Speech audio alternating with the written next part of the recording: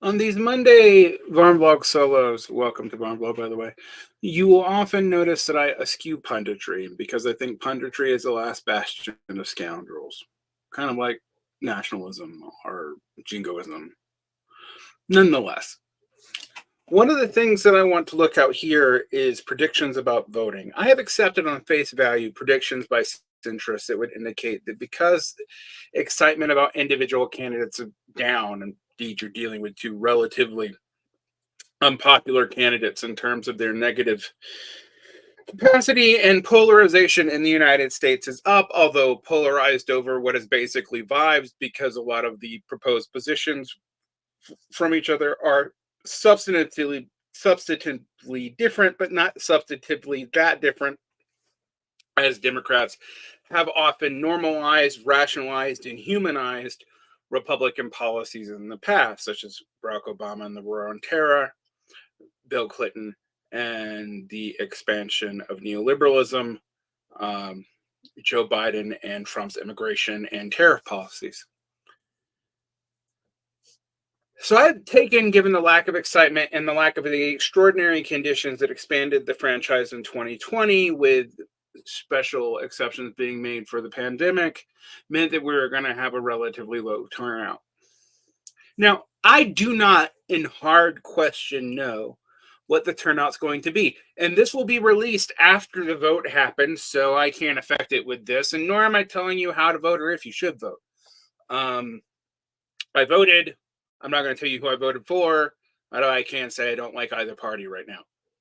So, one thing I will say, though, is that this view is based off of pretty fallacious arguments about long-term voting history. And one of the things that makes it so hard to understand is, one, before the 20th century, we don't really have good data on voting rates. There are some historical projections, and I'll talk about them. But also, the percentage of the population that could vote was much lower. It's basically property-owning white men, so you had fewer people who had to engage in the franchise for eligible voters. And the patterns seem to be somewhat interesting in that once the franchise was expanded, participation went down. But the idea that the 80s and 90s was a historical low point in participation just doesn't look true in the longue durée of things. And in fact, the most predictable drops in voter participation were World War I and World War II, and then the Vietnam and Korean Wars, because conscription will stop people from voting because they got to fucking fight a war. And while, yes, people in the military are allowed to do mail-in ballots, by and large, they don't. So let's look at that. Let's look at the historical data here. I am looking at the U.S. elections project that was also given by friend of the show, David E., a chart of voting turnout since 2000, since 1914. I'm going to use both. I actually can't find both charts, but since the chart that the BBC used is based off the chart that I'm using on the US election project, we'll just use that one. All right. So let's look at the trends here.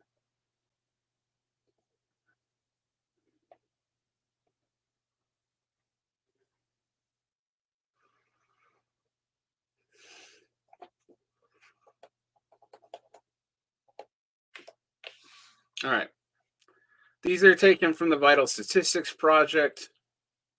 Turnout rates from 1948 to present are reported here, and pre-1948 turnout rates are from Walter Dean Burnham, who is doing simulated things. And we have to know that before 1904, historical turnout rates are calculated from data of dubious accuracy. And we are at times with incomplete statistics on the class of enfranchised populations, such as who exactly were the white male property owners who met all the religious tests at the state level. Those of you who don't know, before the Civil War, states could have religious tests for voting. It was after the Civil War where these Civil War amendments expanded the Bill of Rights to apply also to state constitutions that changed that. But anyway, let's look at this. So we see right after the Civil War, voting is quite low. It ramps up in the 1800s. It drops again during the, I believe this would have been during the War of 1812, actually. And then it ramps up massively to 1840. In the lead up to the Civil War and during the Civil War, actually voting is somewhat consistently at between 70 and 80%.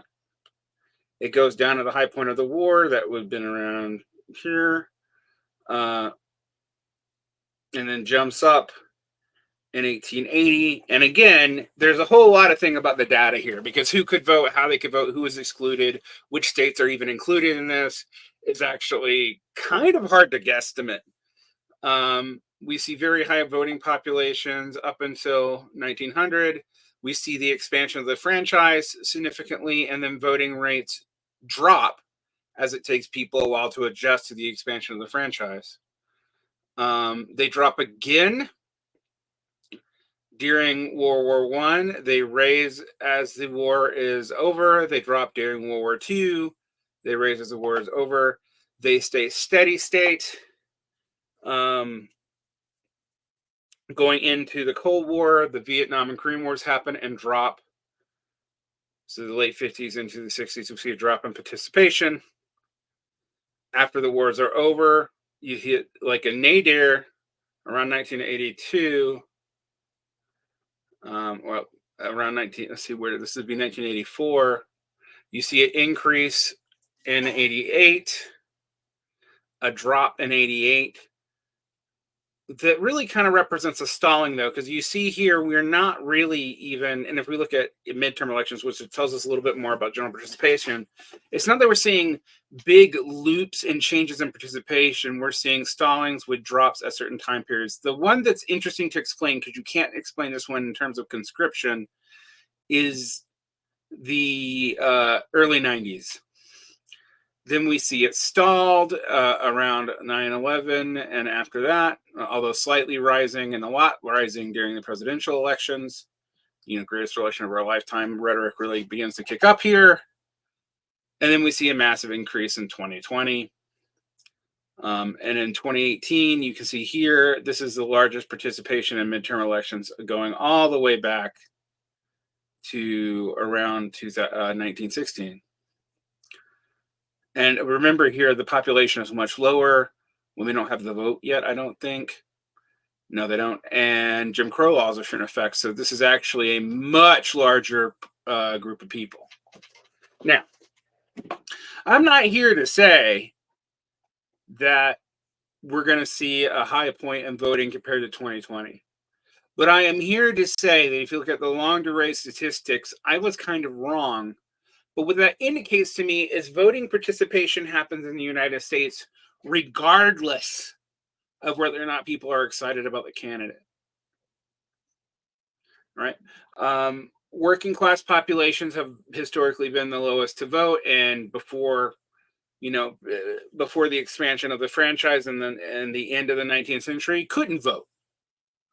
So what are we to say about these statistics? Well, one thing we can say is that even if the voting turnout is high in 2024, that doesn't mean people are actually particularly excited about the candidates. In fact, we have a bunch of evidence that they're absolutely not. Both candidates have negative capacity. Until Harris replaced Biden, it was the second most unpopular president in modern history that we have numbers for, Donald Trump, against the first most unpopular president that we have numbers for, Joe Biden. And that's kind of impressive that we're in that political malaise. But the political malaise isn't really what affects voting.